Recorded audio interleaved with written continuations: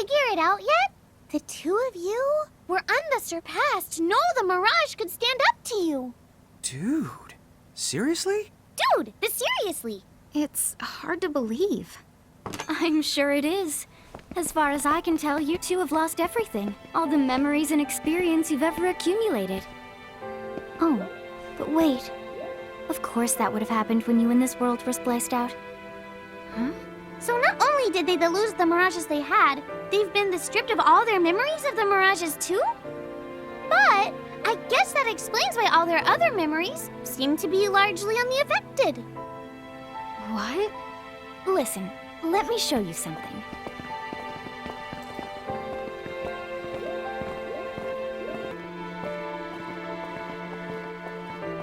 There, just beyond this light, lies another world called Grimoire. That is where you'll find all the mirages you've lost. You mean they're all inside this gate? You got it. Are you ready to conquer them again? So, if we do manage to find all the lost mirages, does that mean we'll be able to remember the things we forgot? Well, I don't know about that. After all, you lost your memories. It's not the same thing as forgetting them. Oh. But even if you don't remember Grimoire, Grimoire still knows a lot about you. You're certain to find traces and records of your past. Okay, so like... You're saying whether we remember anything about ourselves or not, we can still find clues about our past and the things we've done? Correct. And if you keep on gathering mirages, I think you might even meet your family in due time. Ooh. Our family? Huh? Well, I guess it does make sense that we'd have parents. Oh yes. So then, you going? You going? Will you journey to Grimoire? Yeah. Totally. Let's do it. Chapter 1. Land of the Lilikin. Ooh, pretty.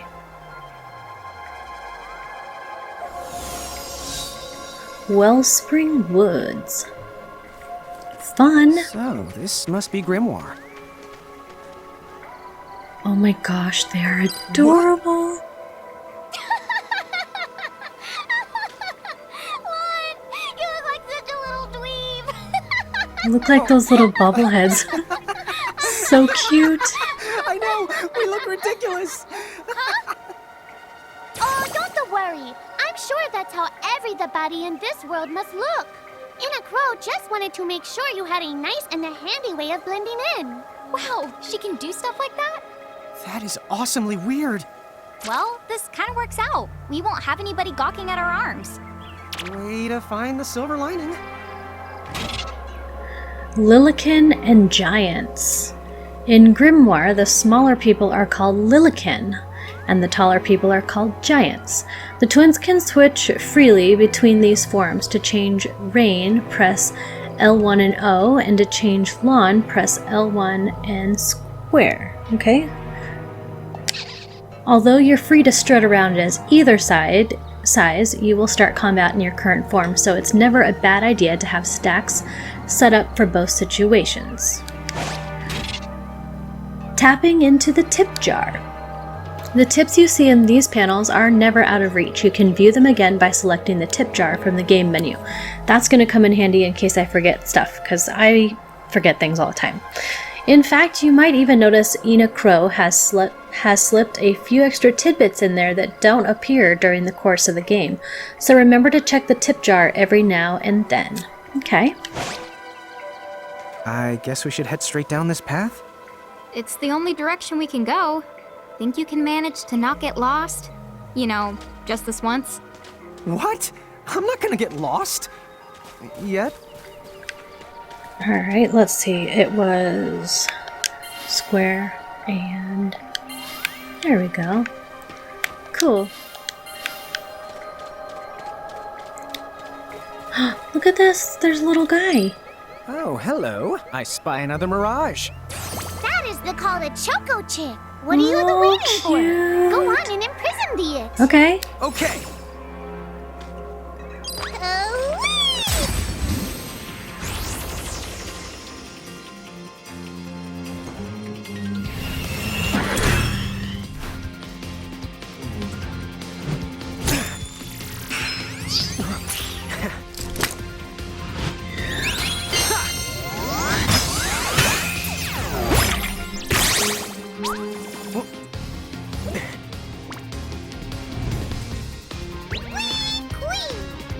my Now, gosh, how first, You're cute. going to need this. It looks sort of like a prismarium. What is it? That's called a prism. Use it to make the Choco Chicks Prismarium. Every time you find a new The Mirage you haven't seen before, it'll be recorded in Anna Crow's special Mirage manual. Whoa! Does it even have pictures? You the betcha.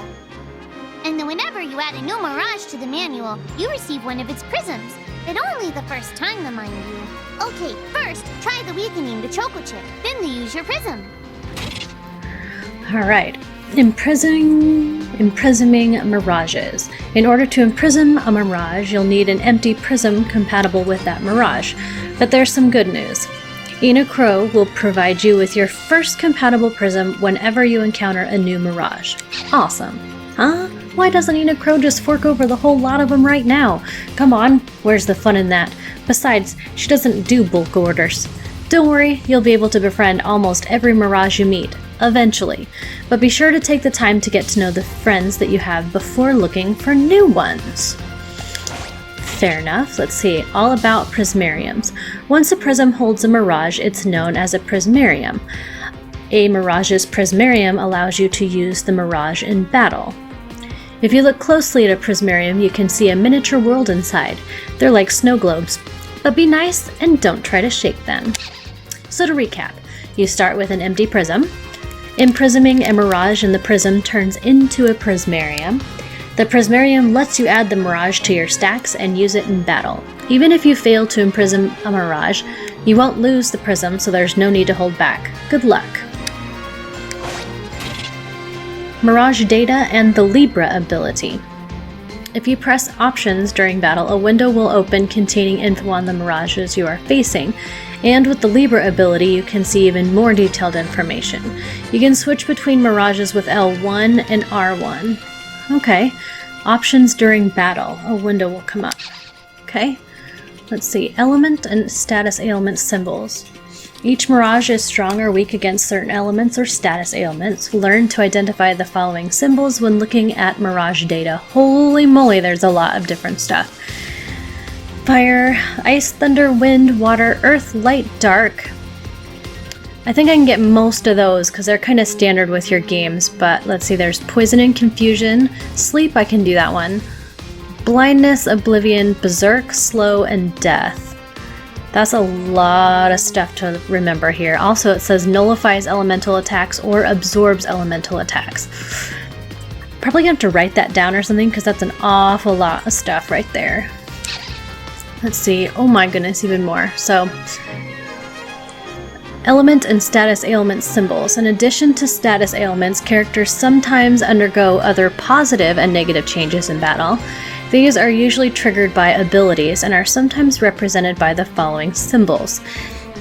We have a stun, protect, shell, reflect, regen, haste, bravery, faith, and a KO. And then you have your strength up and down, magic, accuracy, defense, magic, and evasion all up and down. So we have tons of stuff to look out for, and there's no way I'm going to remember that. So we'll just have to play and hope that I don't screw it all up. So I did not have to hit options. This just popped up on its own. It says Choco Chick. It's got HP of 48 out of 48. It's a small. I don't have any imprisoned. I'm not sure what potion or glycol greens means, but it's there. It says use physical attacks to create a prismunity. Requires a Choco Chick prism. So we have the Choco Chick prism. So we use physical attacks. And on the right hand side, we've got elemental resistances. So it is weak to, I think that is ice. And maybe darkness, I think. Alright, so let's see. Cycle stats. How do I do that? Ooh, here we go. So we have ailment resistances. What are those symbols again? I forgot. I think that's berserk and death, but I really don't know. I'm gonna have to write all that stuff down. So let's go ahead and we need to... Does she have any abilities? This is my other character I didn't get to play with at all in the little practice battle. So we're going to just go ahead and go to attack the Choco Chick. Imprism command to the claim that mirage for your own. You got it. One, the Select the Imprism command. You might have to try different things before certain mirages will let down their guard and to give you a chance to imprison them. Think the outside of the box. Creating a Prismunity. You can't walk up to mirages and imprison them. You can't just walk up to them. To collect a mirage, you need to knock it into the Prismunity state first. Mirages won't let their guard down forever, so don't miss a Prismunity when it arrives. Sometimes all you need to create a Prismunity is a big, heavy club, but the brute force approach doesn't always work. Try putting the club down and thinking outside of the box. Prismunity requirements vary from mirage to mirage, but Libra can often provide you with a good hint. And I'm not exactly sure what it says in the bottom left-hand corner of that example, but since that looks like the same little guy, I'm pretty sure it just needed to be swatted for a moment. So now it's his little turn first. Ooh, we tried to attack, but he missed. Imprison. Oh. Just like Pokemon! Did we get it? We got it! Imprisonment successful! You did it! Now that the Choco Chick is inside the Prismarium, it's yours to the keep! Awesome. Let's check it out.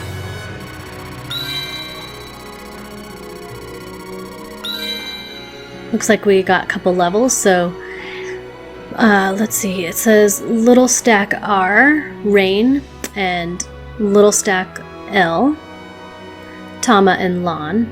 Okay. We got no money from that, so we just got the little guy. A little chocobo that loves to waddle around. These feathery friends love to headbutt things.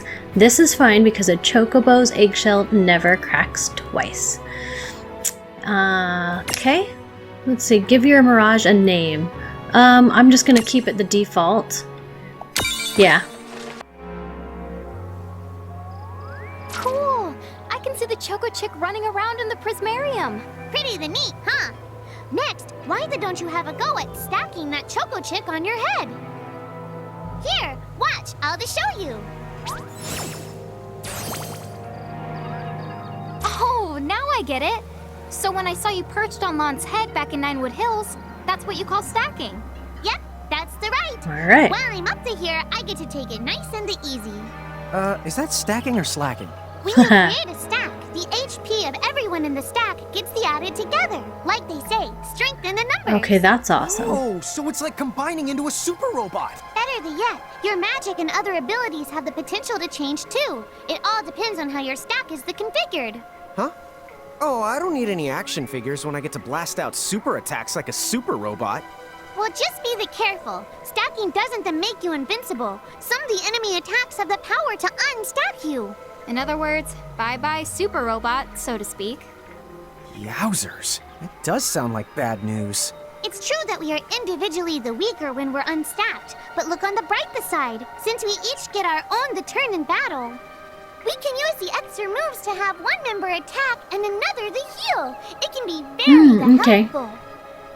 Depending on the situation, you might even decide to unstack yourselves by choice. Think carefully and choose the best setup for the job. So it's like having 1, 2, 3, 6 in your party. Let's see, should I stack? When you stack with mirages, the stats, such as HP, of all the stack's members are combined. Your abilities may also transform. Stacking with the right buddy can give you the access to new and powerful skills and magic. You're always more powerful in a stack than you are fighting apart, but there is one downside. Weaknesses are also shared among the whole stack, which can get you into trouble. So I'm going to have to make sure that whatever we're stacking stacks good. Setting up your stacks. Use the stack setup screen in the game menu to choose which mirages will fight alongside of you. Or is it on top of you? You should set up stacks for both your forms, Lilikin and Giant. That way you're ready for battle no matter what size you're using to explore. A stack can be up to 3 members high. There's one simple rule, smaller goes on top of bigger. Try it out and you'll get the hang of it in no time. Get wise about mirage sizes. Lawn, Rain, and their mirages are assigned sizes small, medium, large. In your stacks, large goes on the bottom, medium goes in the middle, and small goes on top. Easy, right? When Rain and Lawn are L-sized giants, mirages will always stack above them. But when the twins are M-sized Lilikin, things get a little more crazy. Suddenly they can ride on top of L-sized mirages and put S-sized mirages on top of their heads at the same time. That's going to get interesting. By the way, you two can switch between giant size and Lilikin size. Depending on your size, you can make different stacks. You aren't allowed to put big things on top of the small things when creating a stack. So, to get on top of a mirage, you need to be in Lilikin form. The best way to learn is to try it once you've rounded up a few more mirages. You'll pick it up in no time. Alrighty, let's see. Stack setup here. We've got... We need to put one here, because I think the other one is on his head, so... Choco Chick. Okay, so this is what it's got. It's putting strength up by 14, magic up by 14, and agility up by 9. Stability says it's weak, but they're stacked stats. Okay, so by adding that, that's what it's giving to my character. Okay, and let's see. Lawn. Well, they look pretty good. Yeah. We've got abilities. Gotta see what this is here. Oh, shortcuts for those. Items. Have we got anything? The prisms. What is this? The Yugo prism. Okay, so this must have been the Lilikin, or not the Lilikin, but the mirage that looked a lot like the first one, Tama. The yellow one in the beginner battle thing. That must be what that one is. So if we see one of those, maybe I can snag one. We have the tip jar, which is going to show us everything. Yeah, all about prismariums and everything. Okay, so that's just like our re-tips here. Adventure log. What's this here? The story so far.